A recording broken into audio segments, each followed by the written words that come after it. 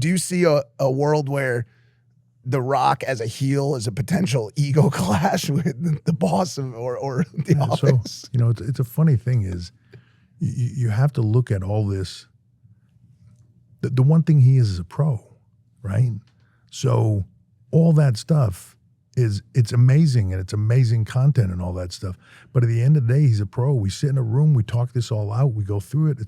It's great. If we came to him and said, this is a problem for us and we got to change this, maybe he would argue back. Maybe he would have a different point of view. But at the end of the day, if Nick or myself still went to him and said, hey, here's where we got to get to, he'd be like, okay, right? Like, but when he says he's taking you on a ride, and this is the genius, is blurring the lines between fiction and reality to a place that even people that are close to it are going like, I think he's taking a piss on us right here. Like, well, yeah, you know what I mean? Like, what are you doing? Like, calm down. He's not like you're on the ride now. Right. You've pulled the handle in and you're on the roller coaster. Like, just calm down. Like, we're driving. He's driving, but we're all driving together. Right? We're all following the same GPS. So you're not on the ride. No, I am. So here's the thing: difficulty about the job that I do, and realistically everybody behind the scenes should do, is you have to take the ride. Right. Like, I got to take the ride with everybody else. If I'm not looking at this as a fan, I've already failed. I've got to.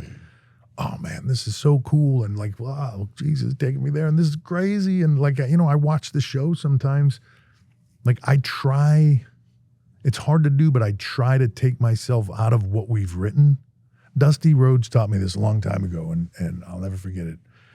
We were working on NXT. He and I collaborated a lot in the early part of NXT and worked very well creatively together and had a lot of respect for each other and stuff. And there was one show we did where we had all this, what we had on paper was amazing, and we got done, and it wasn't as amazing as I thought it was going to be.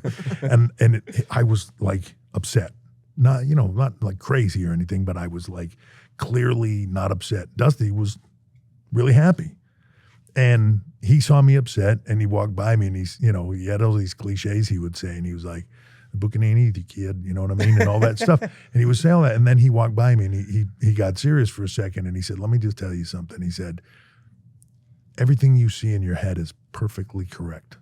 If you get 70% of it to come out on that screen, that's a grand slam, right? Keep that in your head, 70%. So don't imagine this perfect scenario and expect it to be perfect. It's never going to be that. You're not doing it, other people are doing it.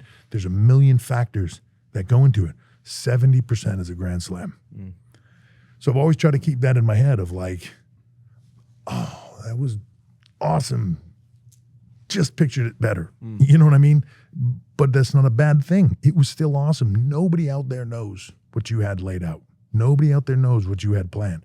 So you sort of got to have your plan and your ideas and all that stuff and put it together. And then as it starts to take place, pull yourself out of it, sit back as a fan and watch it go down and either enjoy it or don't, right? There's sometimes just that didn't work for me, and I think we're in a bad place. It just didn't work, right? Whatever. But if you can pull yourself out of it and you enjoy it, then it was really good. And that's what matters. It's not, man, would have been better if this little thing happened, would have been so much better or something. It's irrelevant. Hey guys, if you like that clip, hit the subscribe button. And if you want to see more zany clips, click the video right here.